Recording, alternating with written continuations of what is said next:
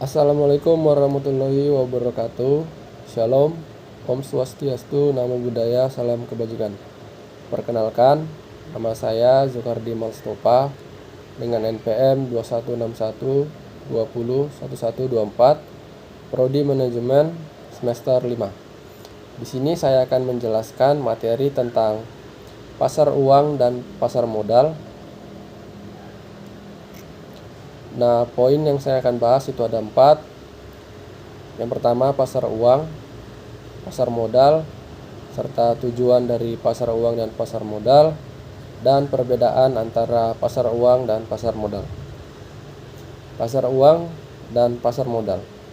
Pasar uang dan pasar modal adalah dua komponen penting dalam sistem keuangan suatu negara yang memfasilitasi aliran dana antara peminjam dan investor. Meskipun keduanya terkait dengan investasi dan penggunaan dana, keduanya memiliki perbedaan dalam sifat, instrumen keuangan, serta tujuan utama.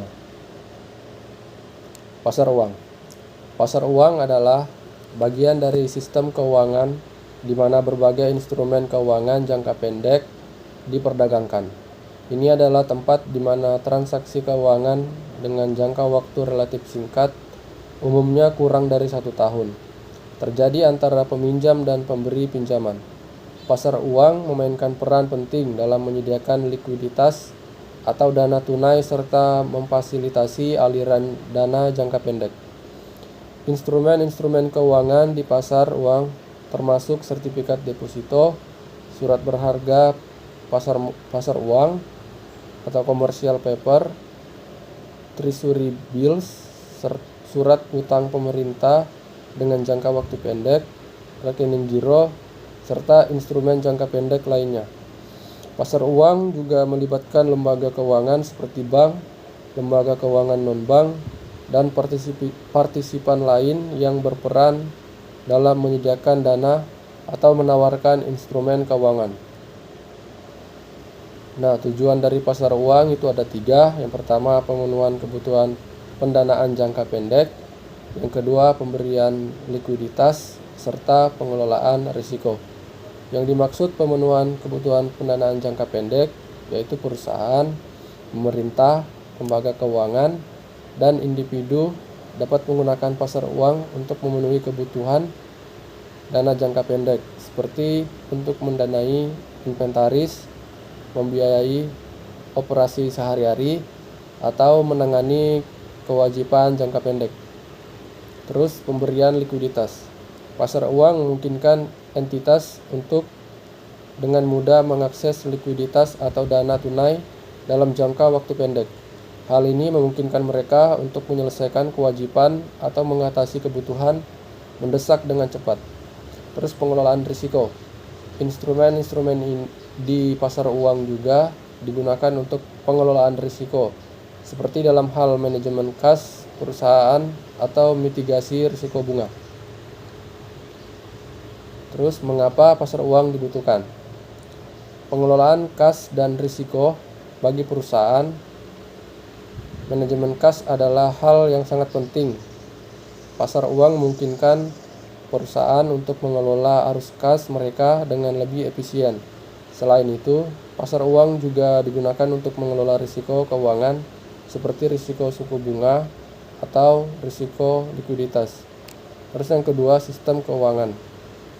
Pasar uang yang efisien memainkan peran penting dalam menjaga stabilitas sistem keuangan suatu negara.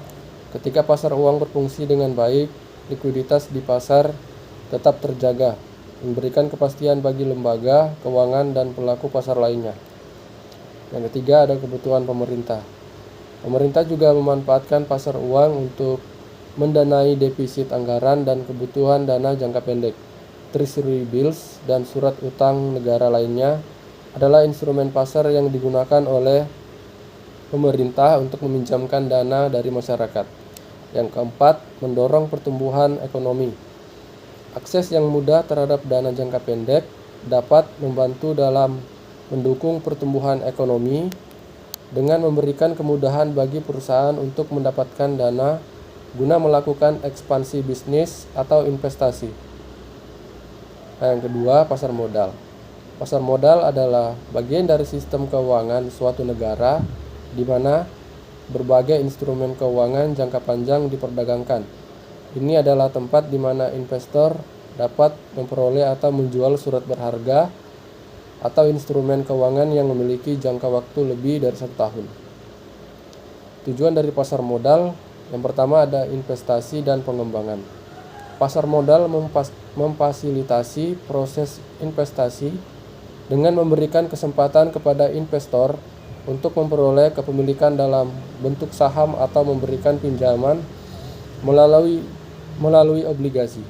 Hal ini memberikan insentif kepada perusahaan untuk melakukan ekspansi, inovasi, dan pengembangan proyek baru.